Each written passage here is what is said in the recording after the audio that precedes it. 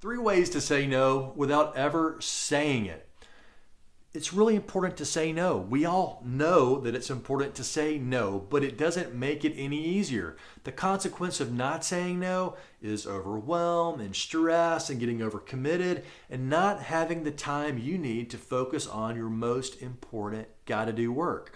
So having some strategies to say no without ever saying it can actually be really, really helpful because it removes the awkwardness of saying no. People avoid getting their feelings hurt, and also it can lead to more positive results down the road in those relationships. So in my book, I offer 6 strategies to say no without saying it. And I want to talk about 3 of my favorites today. The first one is the prioritizer on page 100 of my book, The Quit Alternative. And the script goes like this. It says, instead of saying no, try this.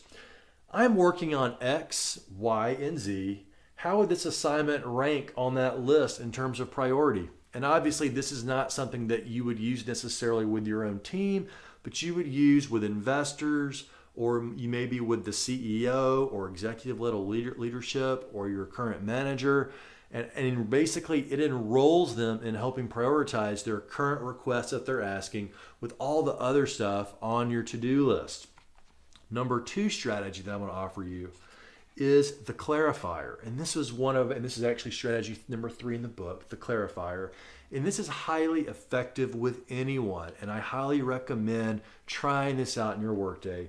And here are a couple ways you can do this. It basically clarifies the request. And when you get down to clarifying the request, you might find that what they're actually asking for is much easier than you originally thought, which is always nice. Or they might discover that they have the answer themselves and they can take care of it, or maybe there's someone else that can better do it. So the way you ask for clarity is, number 1, you can say, please be more specific about X. In other words, please be more specific about your request. Number 2, what does completion of this request actually look like? Ask them to paint that picture, because the worst thing that can happen is they have a request and you misunderstand it and you end up doing a lot more work than is actually needed.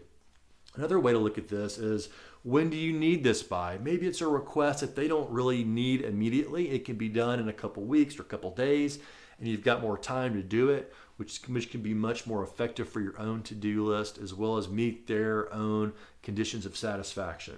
All right, so the first one was the prioritizer. The second one was the clarifier. And then the third one of my favorites, is called the trade-off. In other words, you offer a trade-off for accomplishing the request. And you can use this really at all levels of the organization.